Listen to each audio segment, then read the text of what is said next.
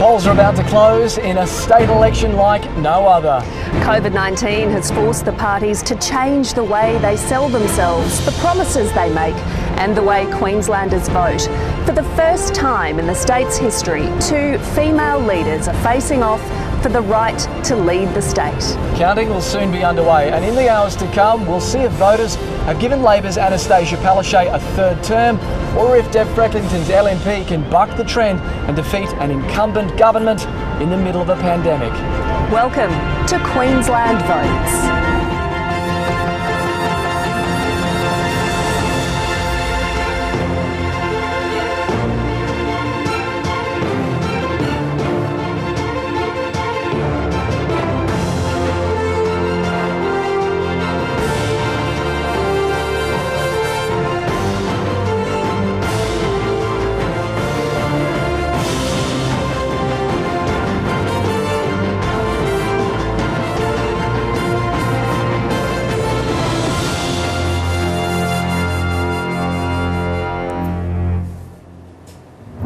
Hello and welcome to the ABC Election Centre at Southbank in Brisbane. I'm Jessica Van Vonderen. And I'm Matt Wordsworth. This election has been contested by a record 12 political parties and 597 candidates. Tonight we'll bring you the results from the 93 electorates in Queensland's Legislative Assembly. Coronavirus and the response to the pandemic has dominated the build-up to tonight, and it's had an effect on us. The ABC's chief election analyst Anthony Green is with us tonight, but not physically. He's joining us from Sydney. And counting the postal votes is going to take time, so we're going to have a bit of a plateau for a while. We're going to have a rush, a plateau, and then the votes will start to go up again. So unless there's something dramatically there in the early votes, we're not going to know an early winner. Thank you, Anthony. Well, we've got a panel of political experts with us tonight. Stephen Miles, the Deputy Premier and Health Minister, and from the LNP, Deputy Leader and Shadow Treasurer Tim Mander. Thank you. And joining us for a federal perspective is Labor Senator Anthony Chisholm, and from the LNP, we're joined by Queensland Senator Amanda Stoker. Let's go to the numbers. 9 is the number the LNP needs to form a majority government. Can you get there? Jess, it will be a difficult task, there's no doubt about that. But Deb's ran a very, very positive campaign. What are the seats that you're looking at? What are the seats you're worried about? Oh, look, I think Tim's right. We'd be expecting to see some variation between the regions and Brisbane, and you've only got to look at where we've all been spending our time the last couple of weeks to get a sense of where seats could change hands. We'll be very focused on Townsville and Cairns, Barron River and Cairns. All right, we'll get through those results soon enough. But roving reporter Dan Conifer will be taking us to the latest in key seats across Brisbane throughout the night. Dan, where are you now? Well, I'm currently straddling the Brisbane River on the Kurilpa Bridge in electorate terms. I'm not exactly sure I'm in an electorate, but to my left is South Brisbane, currently held by Jackie Trad. But for how many minutes or hours longer, potentially, that is the question in the fight of her political life against the Greens candidate, Amy McMahon. Well, I think the one thing I know about Jackie is she won't have left any stone unturned to try to hold South Brisbane in what will be really challenging. But let's be clear, it's only challenging because the LNP made the ruthless decision to preference the Greens ahead of her. To the Gold Coast now, to the very safe LNP seat of Broadwater, held by the Shadow Tourism Minister David Crisafulli, who's standing by ready to talk to us. What's the sense you're getting about the way tonight's going to go? The mood in regional Queensland is palpable. They are waiting with baseball bats. Insiders host David Spears will also be with us through the night with his analysis. David, how do you see tonight unfolding? I think it's clear that where a government is seen to have done a good job in keeping people safe during a pandemic, well, voters feel comfortable enough in returning them.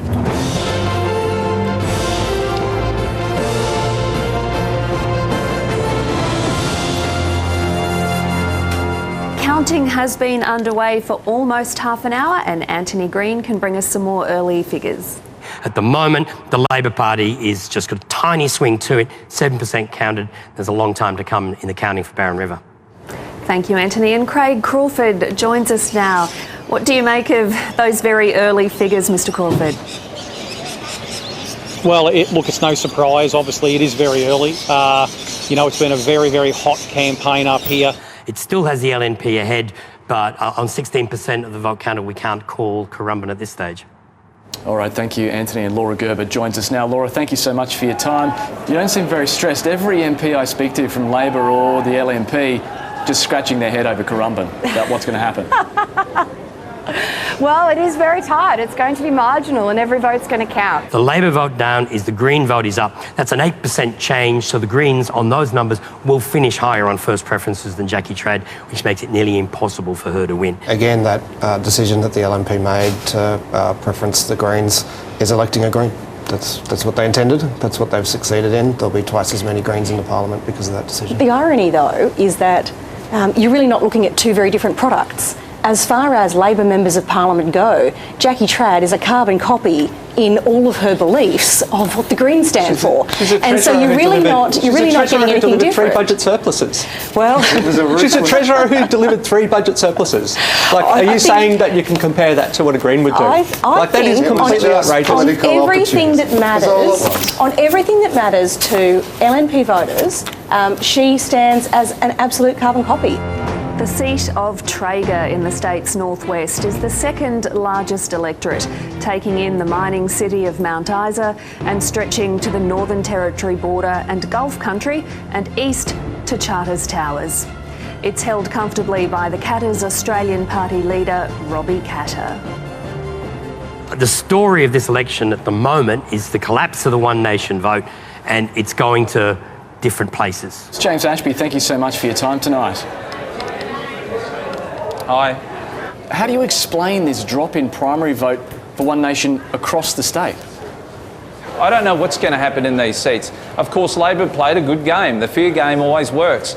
And of course, what we've seen in tonight, I'm shocked by some of the results that Labor's got. I think Labor would be feeling pretty comfortable about where things are at right now. I want to bring in Karen Andrews. She's the Federal Minister for Industry, Science and Technology. Anastasia Palaszczuk has picked up some rewards for the way that she has dealt with the health issues, and that was at front of mind for many people. Overall, it's looking better for Labor, and if this was 23% counted at a normal election, I would declare Labor the victor at this stage. As I said, and as I keep saying, with so many votes to come later in the evening as postals and absence, it's worth having an abundance of caution. It will be extremely difficult to win from here, but it's still early. Let's wait for all these postal votes to come in, and they'll be coming in for the next 10 days.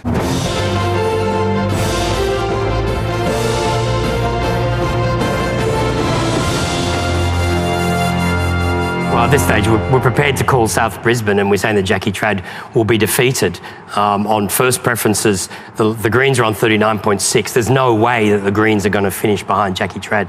It might narrow, but even if it narrows, the LNP are on 22%, and those preferences will flow to the Greens. We haven't got a preference count, but that's what's going to happen. And the successful candidate, Amy McMahon, is standing by to have a chat to us. Amy McMahon, first of all, congratulations. How do you feel?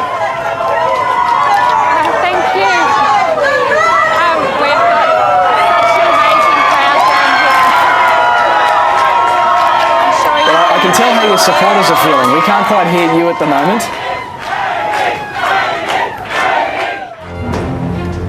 In Townsville, in the state's north, 3 seats are in play tonight. All are tight races with a long list of candidates contesting. Townsville is the ALP's most marginal, held by just 0.4%. And Labor has held Mundingburra. Thuringowa, the third of the Townsville seats. Aaron Harper, it's a much lower count, but we now have preference counts on these numbers, and we're also projecting there that Labor will win with a 4% swing. Stephen Miles, those were the seats where Labor was supposed to be most vulnerable. Are you surprised by that? Well, there are great results in Townsville. Credit to our candidates and the Premier who campaigned really hard up there. We started the night saying that the LNP had to win 3 of those 5 seats. If you look at the 3 in Townsville, Barron River and Keppel, looks like we've not just held them, but substantial swings to us. The absolutely cynical and outrageous effort of the LNP to announce a curfew in Cairns and Townsville came up for naught. And they should absolutely hang their heads in shame. It was a disgraceful policy. And David Janetsky, how would you respond to that? Was that the wrong policy? Well, I think every policy will now be up for debate. on tonight's result, and obviously that will be part of it. But at the moment, the LNP can't form government. The Labor Party will be in office after the election. We are just not sure whether it will be a majority government or a minority government. It will be very difficult for us, there's no doubt about that, and that's incredibly disappointing. If you can't even get back to where you were at the start of this election, what does that mean? Well, I believe it means that the pandemic has had a major impact on another opposition, as it has in other jurisdictions around this country and overseas. Deputy Premier for another 4 years, it would appear. You must be very happy. Yeah, are you calling it? Is it? Well, Anthony Green's projecting a Labor win.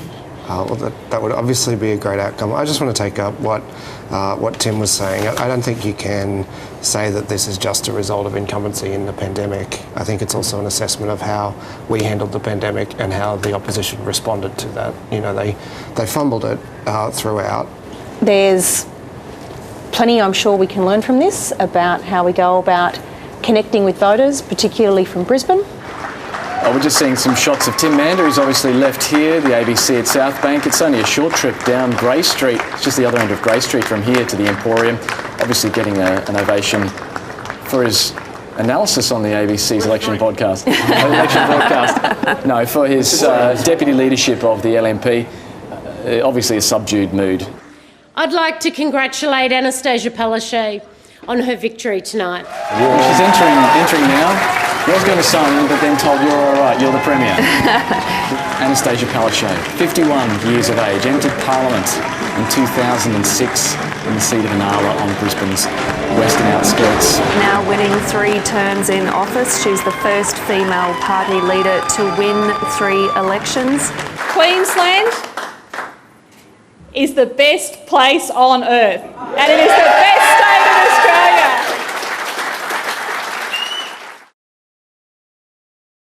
This is a significant, historic victory for Anastasia Palaszczuk, one that will go down in the record books. I think it's very well deserved.